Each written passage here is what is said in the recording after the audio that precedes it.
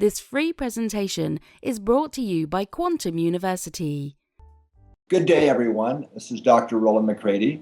I am Director of Research at the HeartMath Institute Research Center. And today I'm going to be talking about how the heart and brain communicate. So the presentation is called Heart-Brain Dynamics, the Role of Self-Regulation and Coherence, which hopefully I'll explain coherently in this presentation, but how coherence is a key factor, and as well as self-regulation in optimal health and performance. Though the model we tend to like to frame things in is really resilience, or energy management would be another way of thinking of that. Of course, if you look up the definition of resilience on Google or the websites, you'll find probably 100 different definitions.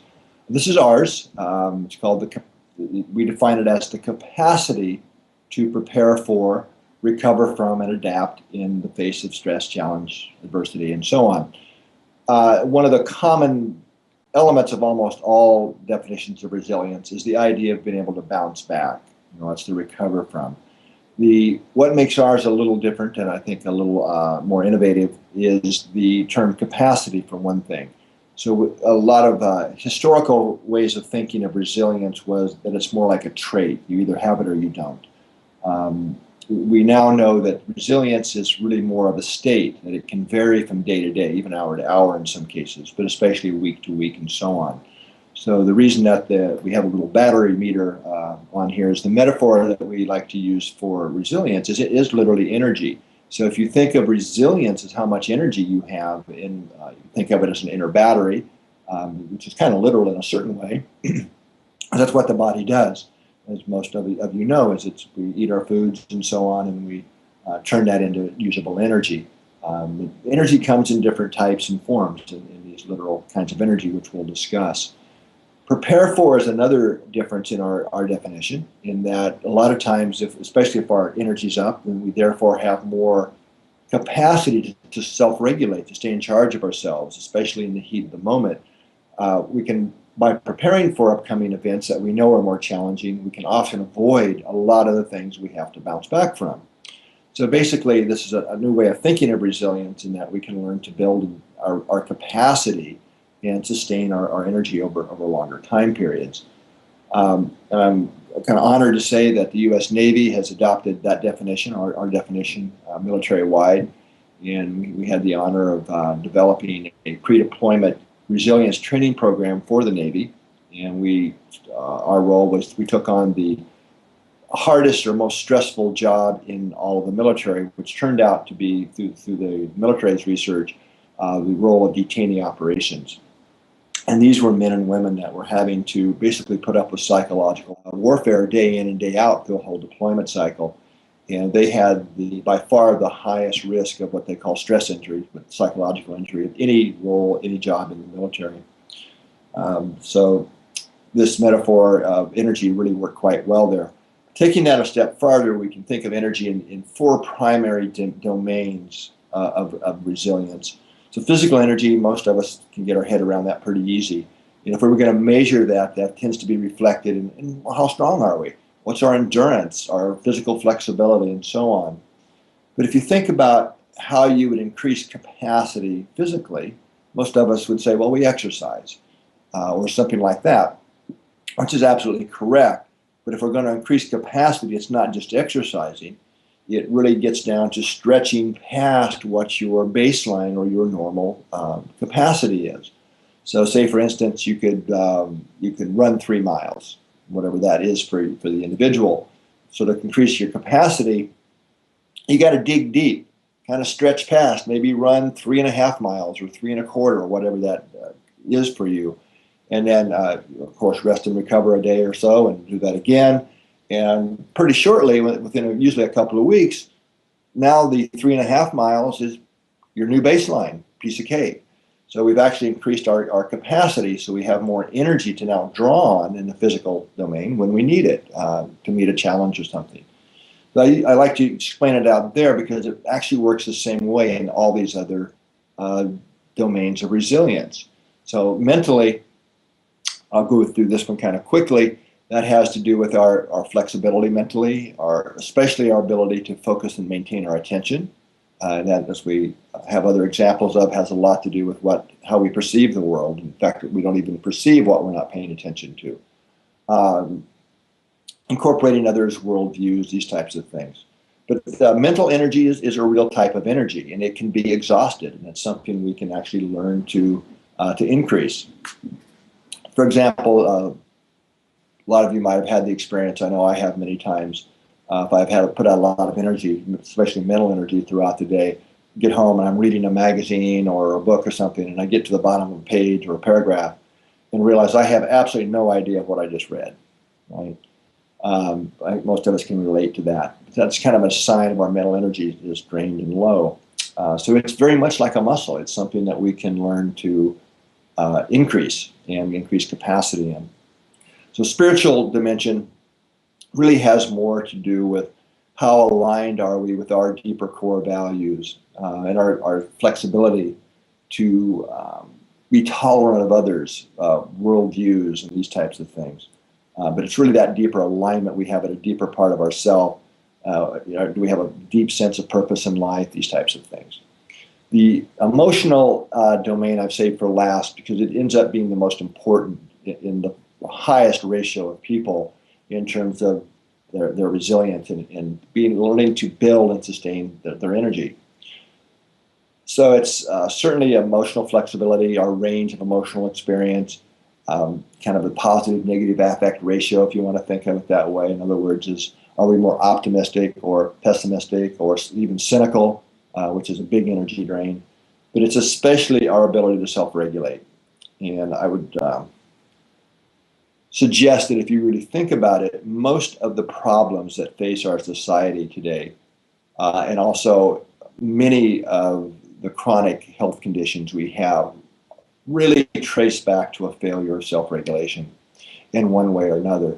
Now, there's many reasons for that, but it still gets down to that bottom line in a high ratio of cases that people just don't know how to self-regulate.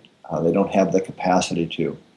So in the emotional domain, it works very much like the physical to kind of keep things simple. Traffic's a good example.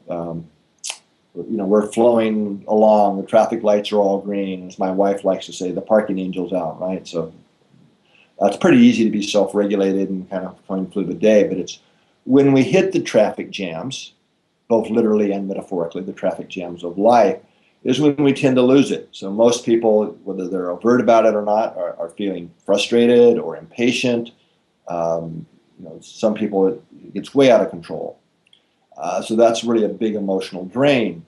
Because we know after we get angry have one of those good old-fashioned anger blow-ups that most people immediately say, yeah, I feel really drained after that, half hour later. So these smaller emotional drains are always draining the energy in our gas tank, if you will, our energy quite quickly. They're sucking the energy out of us. So it's one of the main areas, again, for the highest ratio of people that we need to help them with some self-regulation skills. So basically, optimal performance in health and resilience is really grounded it's in our ability to self-regulate our energy expenditures. And it also has to do with how we renew our energy. If you think of our inner battery, how do we keep it charged? How do we recharge it? And of course, sleep being one of the primary ways that we recharge our inner battery to renew it. But what we're seeing, we do a lot of 24-hour analysis, which I'll hint at a little bit more. We see that a lot of people aren't recovering during sleep. Even though they're asleep, their physiology is still quite disturbed, and that actually has to do with the carryover effect from what goes on during the daytime. It's all the especially the emotional reactions and expenditures that go on that create hormonal imbalances and so on that keep the body turned up, if you will, from a metabolic perspective when they're supposed to be sleeping. So heart-brain communication is one of the things we're known for here in our laboratory of doing a fair amount of work in. So when we talk about how the heart and brain communicate, there's really four primary ways. I'm going to focus on the nervous system, the nerve pathways today. So the main neural connections between the heart and brain are through the autonomic nervous system, which I think most of you watching this presentation would be well aware of. But for those that you might not be that aware of it, just kind of oversimplified. The sympathetic is the branch of the nervous system that when it's sending more signals down through the nervous system, and that's primarily through the spinal column nerves and the sympathetic chains along the spinal column, and those ganglia. That tends to speed things up in the body, like our heart rate. And in fact, the adrenaline is under the control primarily of sympathetic activity as well from the adrenal glands.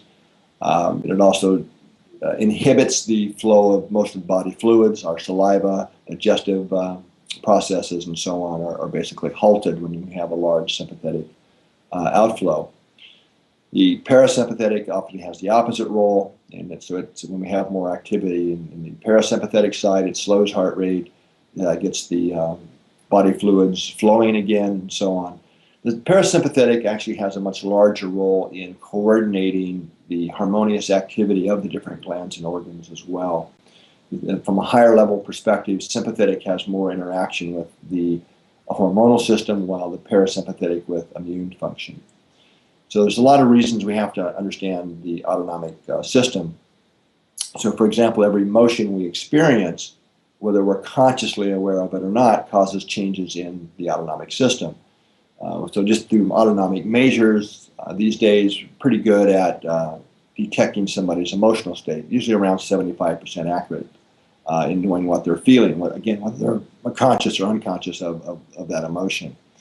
So what I just described is what's called the efferent or descending aspects of the autonomic system. And that's what, unfortunately for a lot of people in medicine, that's been the end of their training. It's when we tend to think of the autonomic system as a brain down. However, the nervous system also has afferent or ascending pathways. In fact, on the parasympathetic side, which are the vagus nerves, which come down through the front of our body, it's estimated, there's various estimates, but a pretty good estimate probably is about 80% of the fibers in the vagus nerves are afferent or ascending. So 80%. So what this means is that the nervous system is carrying lots of information from the body back to the brain. And that's also true of the sympathetic. It's estimated about 20% of the fibers in the sympathetic nervous system ascending as well. But primarily the parasympathetic is more involved in monitoring what's going on. So, and we look at the second statement on this slide, that the heart sends far more information to the brain, right, than the brain sends to the heart. Now that's surprising to a lot of people, but it's not new. That has actually been known since the late 1800s, when a lot of the original anatomical work was done in mapping out the autonomic system. It's just been forgotten and ignored in some circles. Now, the research on heart-brain communication and what we're seeing on the bottom of this slide, that the activity of the heart and the neural signals it produces have actually profound effects on brain function. So there are direct neural connections, which we'll look at a little bit more later, to all the major brain centers. And they profoundly affect our perception, our reaction times, the centers involved in self-regulation. And terms coined for these effects back in the 1970s, when these observations were happening, was called cortical inhibition. The cortex, the part of our brain we get paid to go to work for, is literally inhibited in certain types of heart activity, whereas the other term was called cortical facilitation. So there's a pretty profound influence there. It's kind of fun to read through the older literature in those time periods, because they're talking about the heart as though it has a mind of its own. Even preceding how does the heart know what to do ahead of time for what the brain's going to need in the future? These were all things that were actually experimentally shown and discussed as far back as the 70s.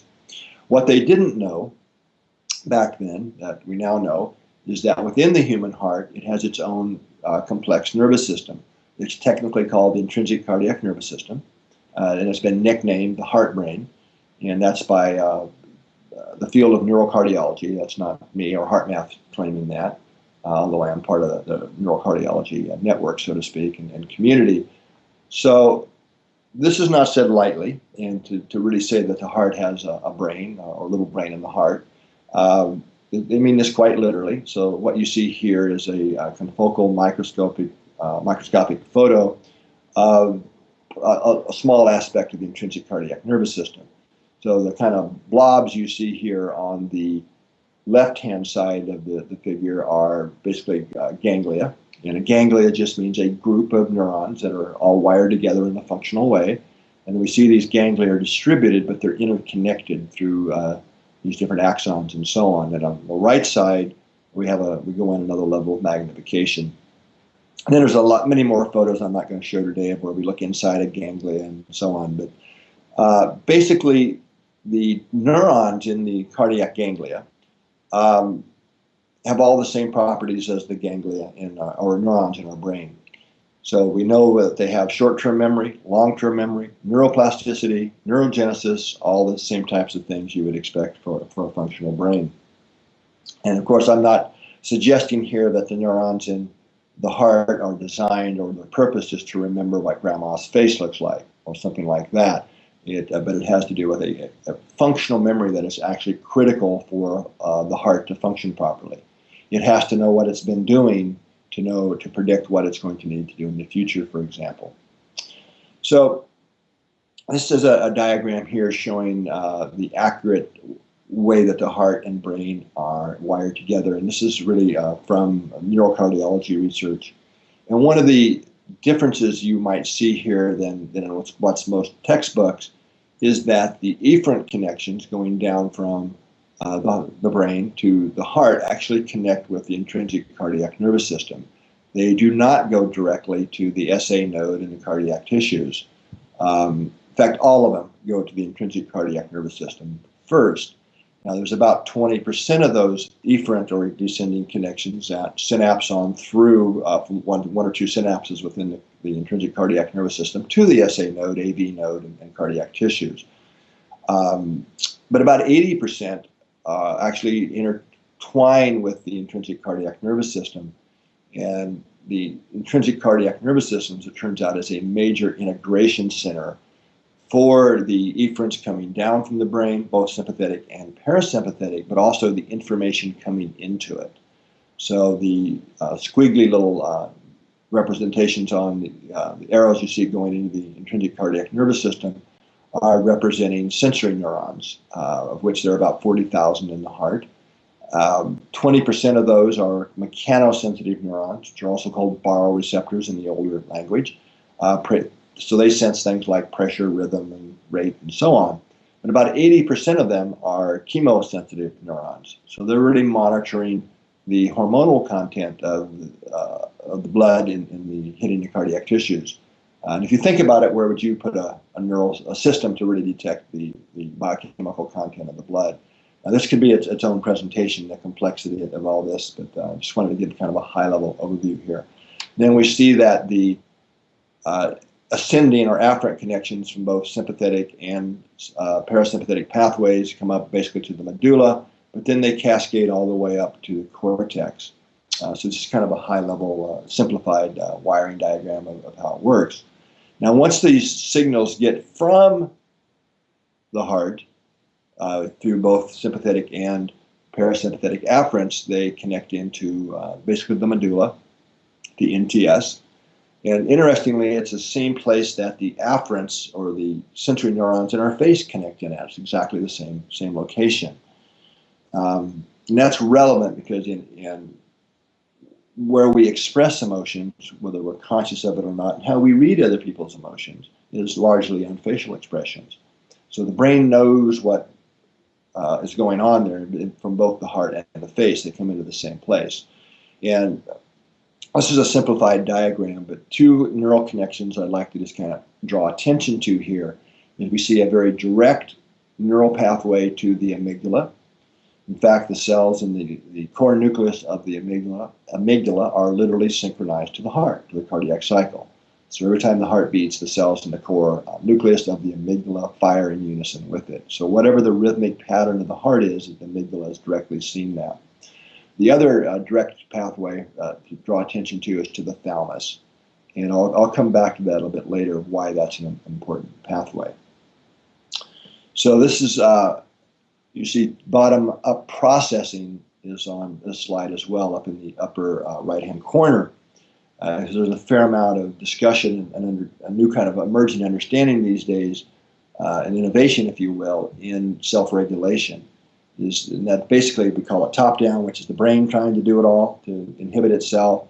But that just doesn't work in a lot of cases, especially people that might have poor brain functioning, who are children or younger, and many other examples. If we're distracted, we just can't do that. But by learning to shift the physiology, especially the rhythms of the heart, we can dramatically change the inputs to the brain and directly to the emotional centers, such as the amygdala, and our cognitive centers via the thalamus. So it's a new approach to more effective self-regulation in some cases. So one of the areas that we started our research in back in the early 90s was really looking at emotional physiology. What are the correlates, physiological correlates of both positive and negative emotions, with a special focus on optimal performance and function. And what we found was really quite interesting, and this was at a time there were very few publications about positive emotions, the physiology of positive emotions. I mean, you could count them on one hand at that time. Of course, that's exploded since then. What we were seeing was a very specific state that emerged, especially in the rhythms of the heart, that were associated when we're feeling positive emotions, or what we like to call renewing emotions now. Love, appreciation, compassion, kindness. When we actually felt those, the heartfelt experience of those, not cognitive thoughts about them, led to a very specific physiological state. And after a couple of years of dialogue and discussions and some disagreements within our scientific advisory board, which is a fairly impressive group of people, at that time we chose the term coherence and physiological coherence to denote we mean this in the context of what's going on in our body. So basically, coherence describes the degree of order and harmony. How well are the systems working together within us, which are reflected in the various rhythmic activities. And this can be in any living system over any given period of time.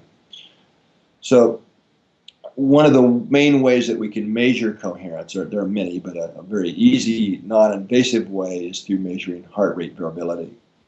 So heart rate variability tends to be defined, this is a very common definition, but think of it as a measure that's really reflecting neural cardiac function, how the heart and brain are interacting and what's going on in the dynamics of the autonomic nervous system.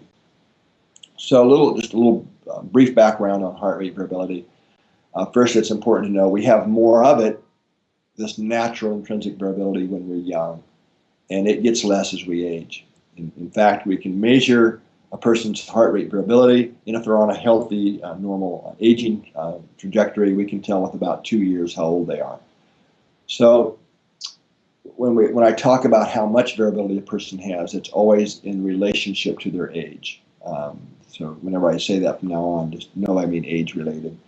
So HRV turns out to be a low HRV. If we have it lower than it should be, that is a strong and independent predictor of future health and behavioral problems. And in fact, it's correlated with all-cause mortality pretty strongly, actually.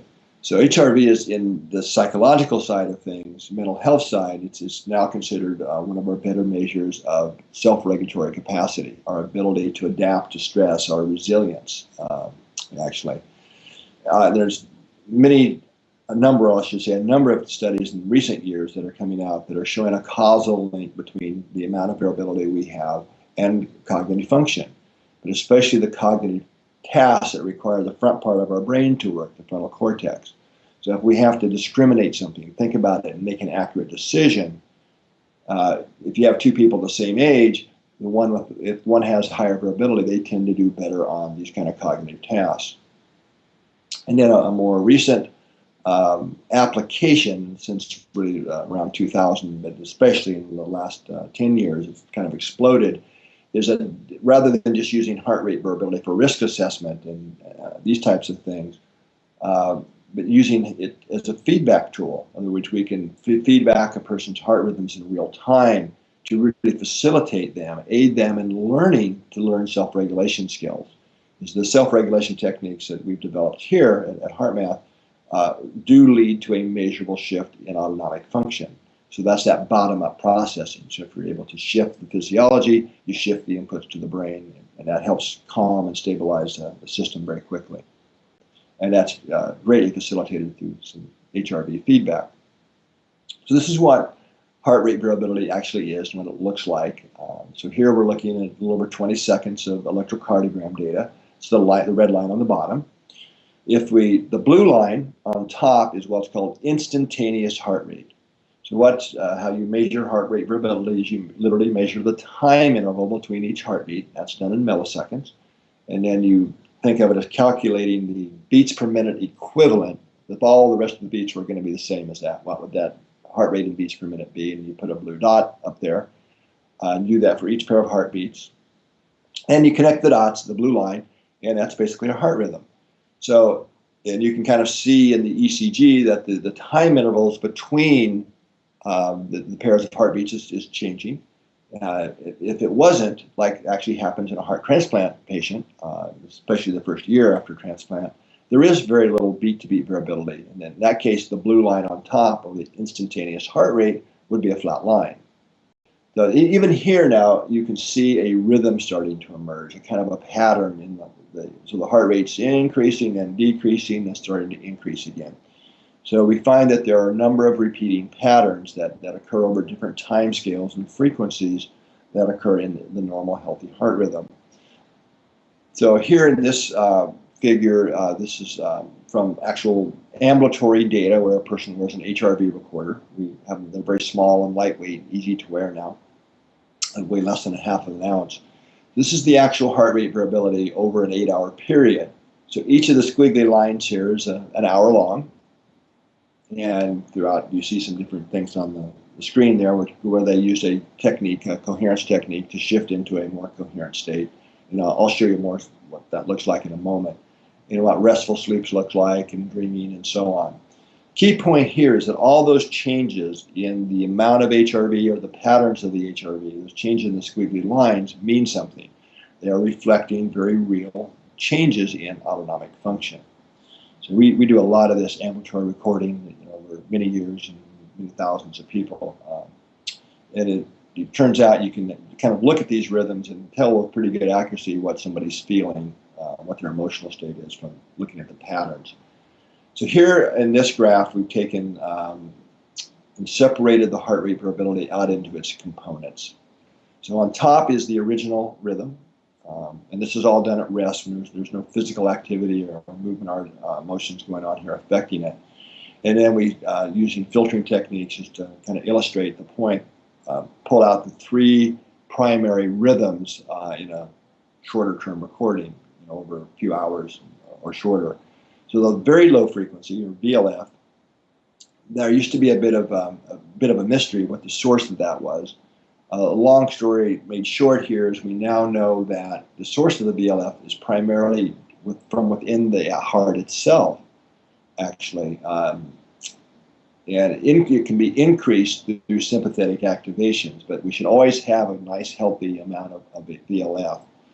And if it's low, that tends to be correlated and associated with high inflammation, long-term or chronic stress, these types of things. The LF, the rhythm below the VLF, low frequency, is primarily produced by the baroreflex system, the communication between the heart and brain, which is regulating short-term blood pressure. That's why we don't pass out when we stand up. The heart has to be able to instantly change pressure and rate to get the blood pressure high enough so when we stand up, the brain's getting its proper blood flow and so on. And then the high frequency, or HF, it has to do with respiratory modulation of the heart's rhythm. Also called respiratory sinus arrhythmia, but it's a little more complex than that. But you can basically think of that as the breathing-related modulation of the heart rhythm.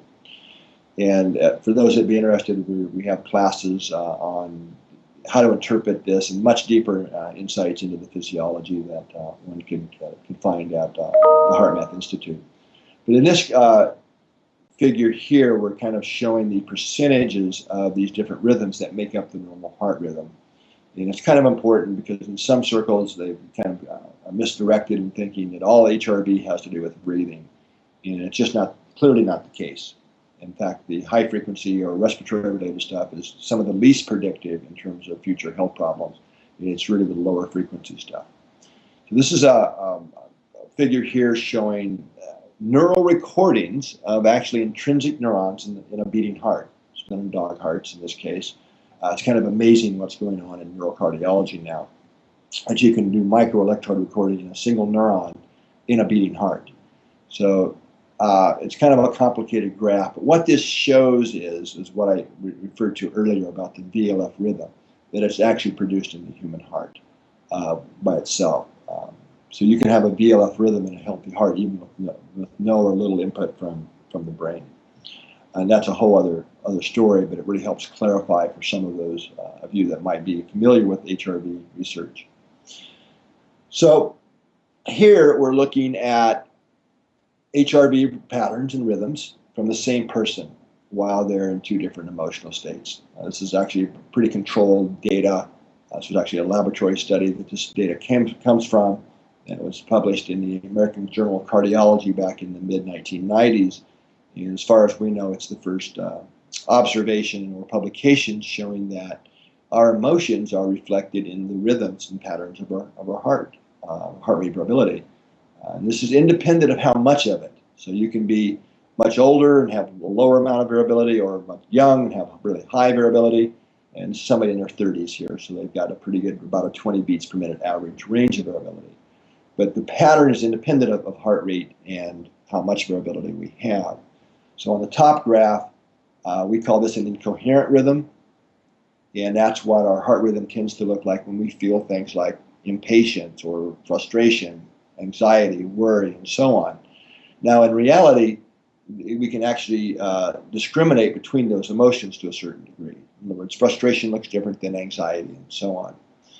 Key point here is, though, on the bottom, and this is what the person was able to shift to very quickly using one of the self-regulation techniques.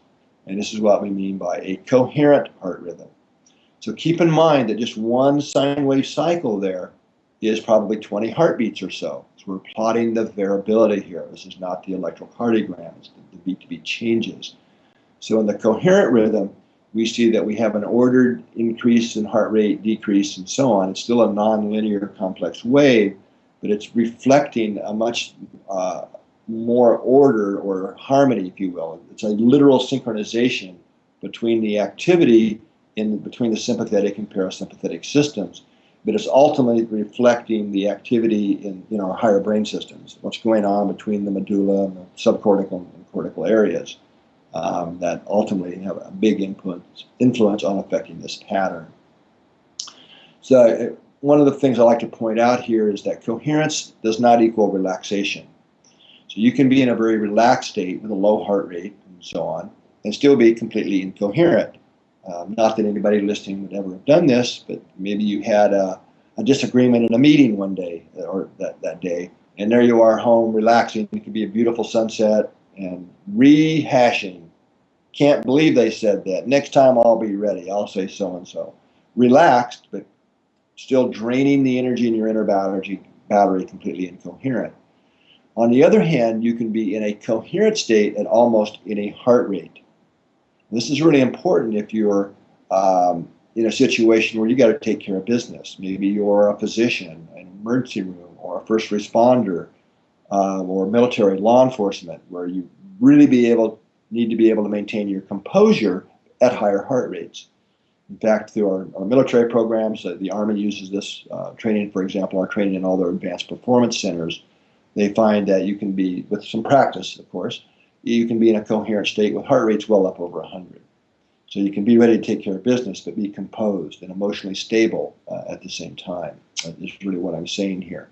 So I think there's about, last count, over 250 studies now published around coherence and self-regulation training. And pretty clearly that the coherent state is highly associated with, in a causal way, with optimal cognitive and actually motor performance as well. A lot more I could say there, but I think you get the idea. So just briefly, the reason that coherence is so important in affecting brain function What I'm about to share with you is actually pretty simple at the end of the day, although it took a lot of researchers around the world a lot of years to sort it all out and really verify all the subtle aspects of it. So basically, what I've already kind of talked about, we have all this afferent information coming up from the heart and cardiovascular system and also the face into the medulla. And that direct pathway I discussed earlier to the thalamus is important here. One of the roles of the thalamus, of course, it has many important roles and jobs. It's the very core of our brain. But one of its roles is to quite literally synchronize the electrical activity of all the neurons in our cortex in our brain. And these are through the thalamic cortical loops, they're called. So this is very well established, been known for quite some time. So when we're in that incoherent state, like you see on the heart rhythm on the left side of the figure here, that's the neural pattern that's arriving quite literally at the thalamus. And basically that interferes with or inhibits the thalamus's ability to synchronize the neurons in our cortex. Thus the term cortical inhibition. So this is easiest to measure and demonstrate in things like reaction times and sensory-motor integration tasks and coordination and visual fields and so on. It's been done many times in many labs around the world. However, it's not the most important effect on our cognitive function. Now, if you think about it, the frontal and prefrontal cortex, and that's where Carl Pribram coined the term executive functions, exist at.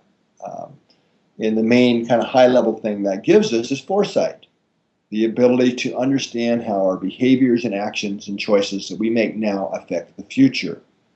So umbrellaed under foresight are things like goal setting, planning, discrimination of appropriate behavior, abstract thinking. These are all prefrontal activities. And if you think about it, those are pretty refined skills and abilities. And if we're in this incoherent state and those systems are out of sync, in other words, the neural machinery that underlies those skills and abilities is not functioning properly, they literally get taken offline. So you might know people that have done this. They're having a conversation with somebody and something gets triggered, that somebody says something or does something that just gets them a little angry or frustrated, and they blurt out the thing that about a minute later they're saying to themselves, oh my God, I can't believe I just said that. It's going to create a lot more stress now to clean up that mess. Of course, we've all done that. Yeah, but I would ask you to consider, have you done that yourself more than once with the same person around the very same issue, right? Of course, we all have. But this is really the physiology of what's going on. This is very fast stuff. This is far faster than the hormonal influences, which are all important as well. But the neural synchronization is really what underlies optimal cognitive function. On the other hand, if we're able to take a moment, shift into a coherent state, which with practice can be done literally in the space of a heartbeat or two, we now have a very different neural signal going to the thalamus that facilitates neural synchronization of all the neurons above and beyond our normal walking around state.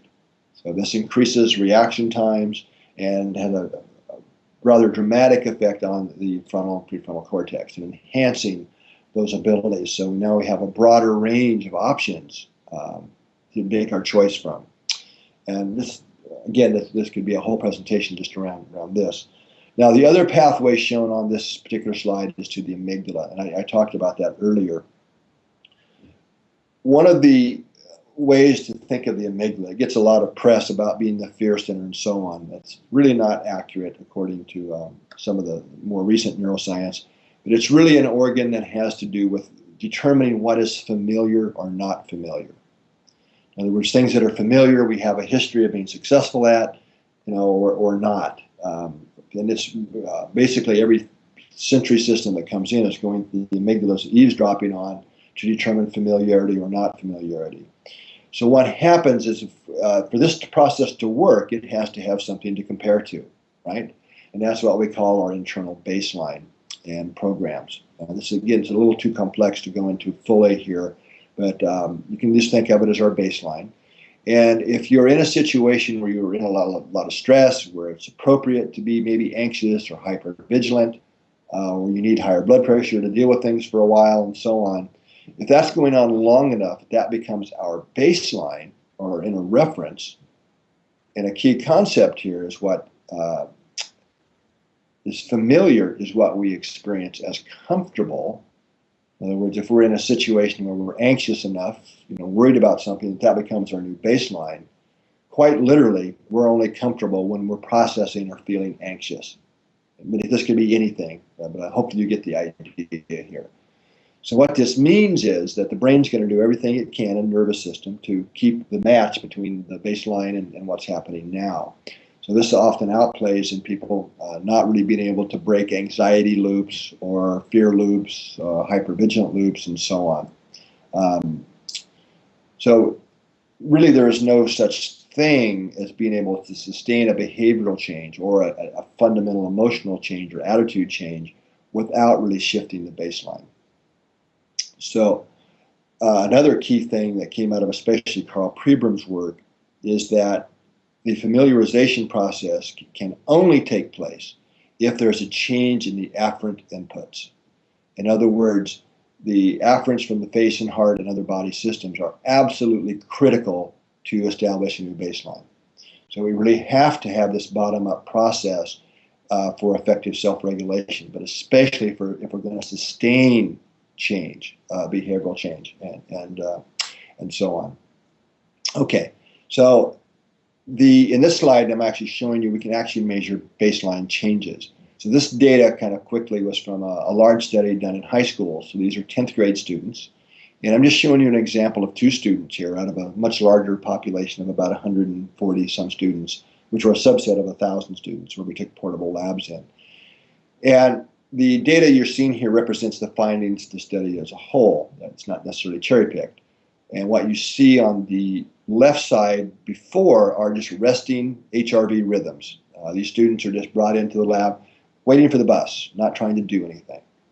And then the after rhythms are doing the same exact protocol, not trying to use a technique or anything, 4 months later after they've learned these skills. And it was a very good quality intervention. They really learned them and had chances to practice with the heart rate coherence biofeedback equipment and so on over the semester. But what we see now is that their HRVs actually increased, the range of it, and that means they're more resilient, more self-regulatory capacity. But the pattern of it is also more coherent. It's more of that sine wave pattern. So showing that they've really learned this as a new skill. Now that delta or change in especially coherence actually was correlated with future test scores. And a lot of improvements in other measures, behavioral measures, reduced test anxiety, and a lot of other things. And it's all published on papers on our website if you're interested at heartmath.org. Research publications section, hundreds of papers there. This one's published at if you're interested in learning more about that. Okay, so again, I've mentioned quite a few studies, so we now know that by learning to better self-regulate and be able to shift ourself into a more coherent state, it improves a number of cognitive functions, especially self-regulation. To me, that is the most important thing on this list, but also improvements in short-term memory, long-term memory, ability to focus, process information, and so on. So how do we get coherent? And that really gets down, the main thing that I think that HeartMath has really provided is very simple, practical self-regulation techniques. These are simple enough that they can be just slightly reworded a little bit and effective for kindergarten students or preschool students, all the way up to generals in the Army or corporate executives. So it's really a system is what HeartMath is of these self-regulation techniques that when used properly induce this coherent state I've been describing, and that increases our mental clarity and stabilizes the emotions. And we focus a lot on learning to do that in the heat of the moment, in the challenging situations. It's fine to be able to relax. Of course, that's an important skill in these types of things, but it's in the moment that most people fail to self-regulate, and that's when we make a bad choice. So this can be facilitated, learning these skills, with technology, and that's the HRV coherence technology that can really assist in learning how to use these skills. So some of these self-regulation skills, we don't have time to go into them today, but there's heart-focused breathing, And we call it heart-focused breathing for a very specific reason. Inner ease is another one. Quick coherence, freeze frame, which is really a technique to help increase cognitive function and decision-making. Coherent communication. It's amazing what happens when you add being coherent in communication in our relationships. And prepping before upcoming events is so important. We actually have a technique called the prep technique just for that. Now, the majority, all of these, in fact, on the screen here are in-the-moment self-regulation techniques. And there's another one called heart lock-in. That would be more of a heart-focused meditation type technique. But most of them are focused on in the moment. So the technology that facilitates learning these skills, as we call it M-Wave, and the original device, in fact, that created the whole HRV biofeedback industry was the first device we introduced in 1999. It's called the Freeze Framer, now called the M-Wave Pro, and it's kind of now evolved into a product that's really primarily geared for healthcare professionals. It's a very good device for doing assessments of your patients, teaching them the techniques, multi-user databases, and a lot of other really neat functions that are more geared for the professional.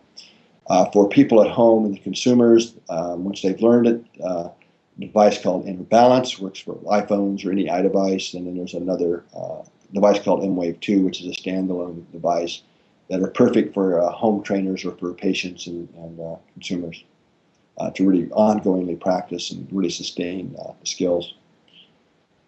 So these are programs, resilience programs are used really all over the world now. There are heart math centers in most major countries. In fact, we have one in Saudi Arabia even now, and South Africa and so on. But primarily, many thousands of healthcare professionals are teaching these techniques to their patients. As I mentioned, the Army's optimal performance centers. Nice to say that the ex-commander of SEAL Team 6 just went through our certification program to be a trainer for professional athletes in the SEALs. We work with a lot of Olympic teams and a lot. Anyway, you get the idea here. It's a pretty broad range of applications. And when you think about it, who couldn't benefit from better self-regulation? Okay, so very quickly, so I'm getting short on time here. This is, I think, an interesting study that was done that actually shows that if you have high blood pressure, well, or even normal high blood pressure, you can almost instantly lower it by about 10 points on average just by getting into a coherent state. I mean, right on the spot. So especially if you're getting kind of reacting and amped up, by learning how to shift, get coherent, that can have a huge impact on our blood pressure and health. So there have been multiple studies in hypertension, both with people diagnosed with hypertension or high blood pressure in work settings now. Reduced healthcare costs in multiple studies now. Congestive heart failure study at Stanford, arrhythmias, asthma, pain in veterans, chronic pain, ADHD, PTSD. Well, you get the idea. So there's been a fair amount of clinical studies now. The other kind of interesting thing I'd like to share with you all, and this is what a lot of people get fascinated by some of our out-of-the-box research. So the human heart, or any heart, as far as that goes, when we measure it, what we're measuring is the electrical current produced by it with the electrocardiogram. We put electrodes across the chest, we're measuring the current flow. But whenever you have a flow of current, basic physics, we create a magnetic field. And as it turns out, the heart is by far the largest source of rhythmic electromagnetic fields in the body. And it's the magnetic component that goes through the body, that goes through things. And I'm talking about the exact same kind of magnetic field our cell phones use to carry information from the phone to the cell tower or any kind of broadcasting equipment, whether it's two-way radios, TV, whatever. We use magnetic fields to carry information. It's the magnetic fields that penetrate things. So magnetic fields go right through human tissues to a large degree. So whatever the field produced for the heart is, it radiates external to us. And with today's magnetometers are called, you have to use a magnetometer to measure the magnetic field. You lose sensitivity with today's equipment about 3 feet away. So we found that when we analyze these fields, that they are literally carrying information relative to our emotional state. And this is a mathematical relationship back to the HRV patterns. So when you're in that frustrated HRV pattern, the information being carried by the magnetic field to all the cells in our body and externally is a very different looking spectrum than when we're in a coherent state, when we're appreciating something, that heartfelt sense of appreciation or care or compassion. So this kind of gives some new scientific perspectives on the age-old sayings that you could feel the tension in the air, or it just feels so good to be around some people. These types of things. It's something we can now measure. And so I'm not talking about an aura here, not that they're real or not real, but I can't measure them in the lab. I can measure these magnetic fields. So some fun ways this kind of plays out in life. This is a kind of a proof of concept study with a couple of mothers and babies. And what we found when we measure using signal averaging processes, mom's brainwaves and the baby's heartbeats, we actually measured them both ways. But what was really interesting is mom's brainwaves literally synchronized to her baby's heartbeats. Now, should add here, this is an energetic experiment. There's no physical contact. And this was mediated by attention. When mom paid attention to her baby, her infant, her brainwaves would synchronize to the heartbeat. And this is actually my son, Josh. He was 12 when this was taken. He's much older now. But being family members made him automatic research subjects. So we had him and his dog come over to the lab. And we put recorders on, synchronized them on Josh and Mabel, his dog. And basically, on top is Mabel, his dog's HRV, or heart rhythms. And this is an experiment where there's no physical contact again. It's an energetic experiment. And so Mabel, you can see on the right, her heart rhythms are all over the place there, because she's in a lab that was off limits and she's exploring the place. And so Josh is instructed to go into the same room, but not to make any contact, not to, hi Mabel, anything like that, or no petting, just to go in quietly and sit down in a chair and do what's called a heart lock-in technique, which usually takes you right into a pretty coherent state, and you're really feeling that love and appreciation for yourself and other people, in this case, Mabel. But look what happened to Mabel. Her heart rhythms instantly, pretty quickly shifted. So this is what you can think of as dog coherence. And as it turns out, dogs and horses are exquisitely sensitive to their rhythms reflecting human emotions. But we've done it with horses and rabbits and other things. This is a really important experiment here that I'll quickly summarize an important part of it. There's much more to it. This was a PhD dissertation study.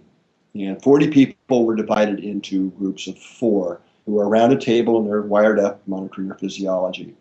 3 of the 4, 2 weeks before the experiment, were taught some techniques how to get coherent. Were given the M-Wave devices to practice with to maintain to make sure they could be in a coherent state and maintain it for at least a minute or 2. The 4th person was naive. They didn't know what the experiment was really about.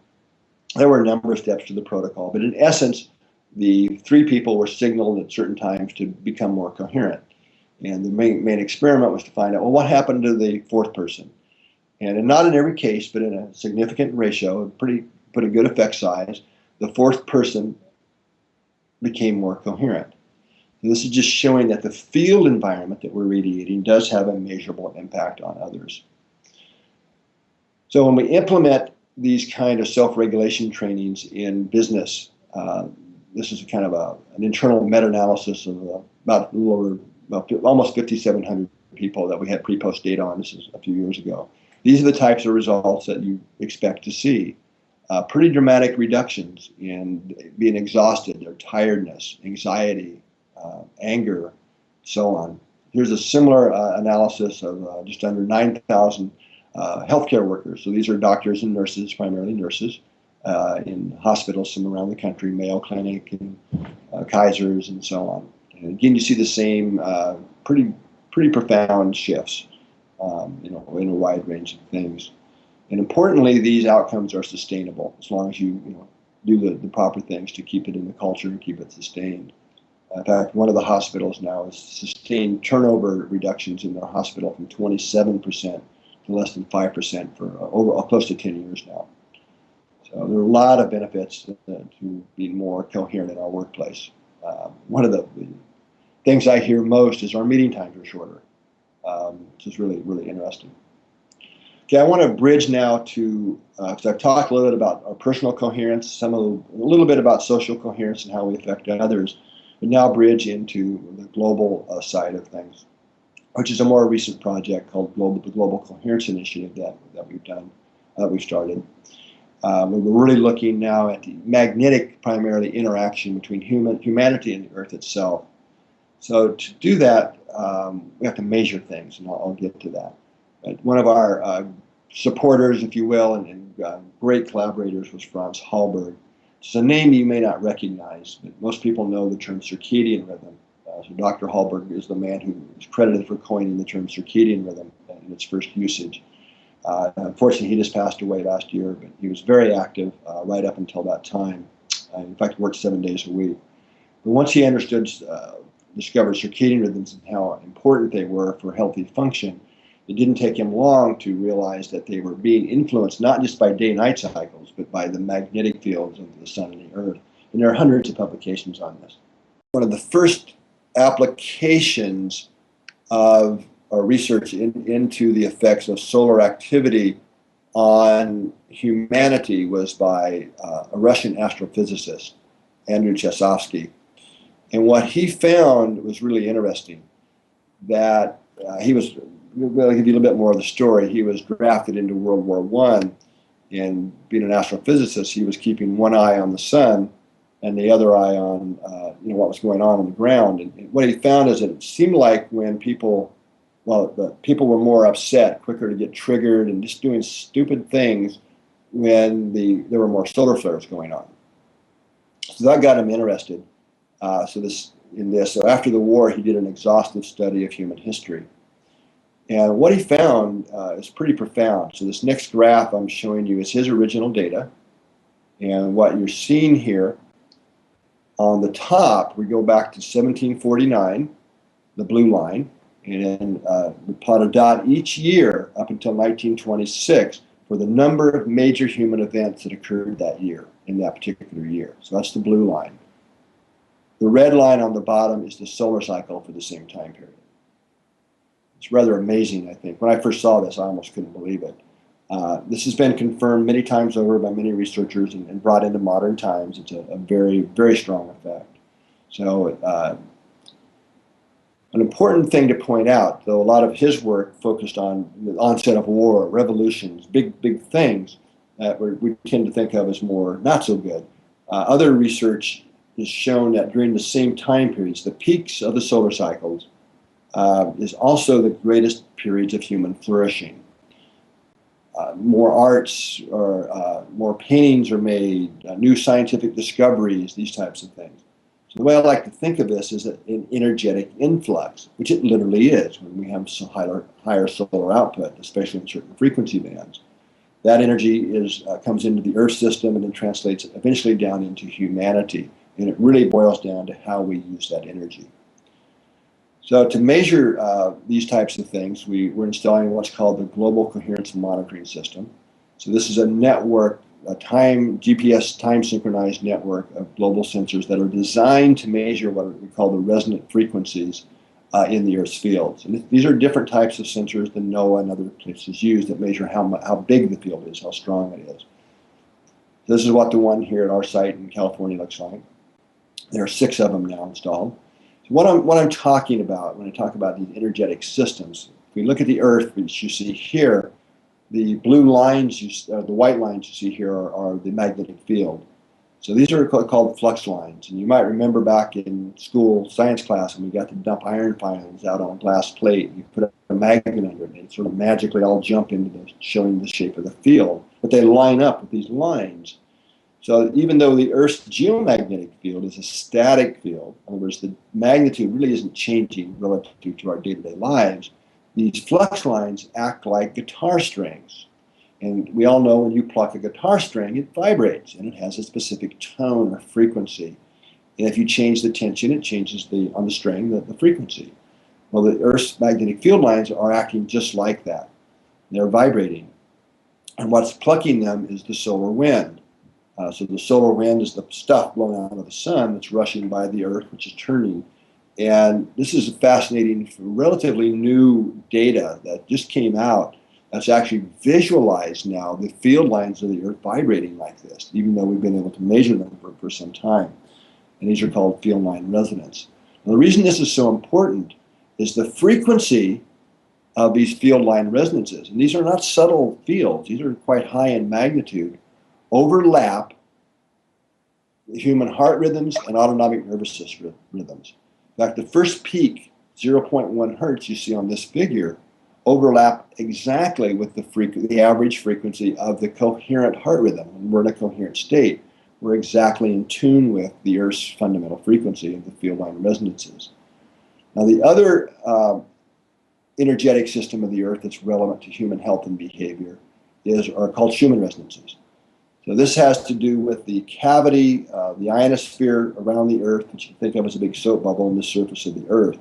So the bottom of the ionosphere is like a mirror to magnetic waves. And when magnetic waves get created that fit within that cavity in a resonant way, they become standing waves, which are always there and everywhere. And this is a spectrum of them. So 7.8 hertz, some of you might recognize as the first one, is the alpha rhythm of our brainwaves. All of these frequencies overlap human brainwaves. So what I'm basically saying is that Earth is vibrating or singing away, if you will, at the same frequency as our hearts and brains. So whenever things are operating at the same frequency, you have the principle of resonance that can occur, where you transfer energy and information between those systems. Now, this is, again, several presentations to really explain this all out. I'm very quickly going through it here, but I'd like just to end this with some relatively new data. And this is data from a study of over 30 days of a group of 10 people who wore HRV monitors continuously, day and night, for 30 days. And we found lots of correlations to the solar and geomagnetic activity, which was the primary purpose of the study. But we tried averaging the HRV data of these people together, time synchronized it, just to see what would happen. And of course, we expected a flat line. These people are spread out all across the state of California. Even if they were living and working together, I don't think it would have mattered, but they weren't.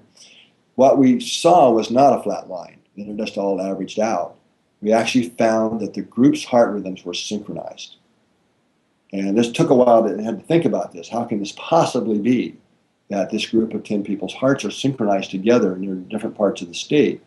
And then we realized that it implies that we have to be synchronizing to an external signal in the environment that at least our group, if not humanity, is synchronizing to. And as you can see here, that ended up being the time-varying, what's called technically the time-varying magnetic field, these same resonances that I was just describing. So this is indicating that we're much more profoundly interconnected with each other and the Earth itself than what we ever would have predicted. So this has now led to a much larger study that's taking place now with groups all over the world to see if we can show this globally. But there's a lot of other neat things that are coming out of this research. So I would like to thank you for your time and attention for this presentation, and hope it's been informative in some ways and beneficial, and hope you have a great rest of your day wherever you are. Take care. Join the quantum medicine movement. Speak with an admission advisor today.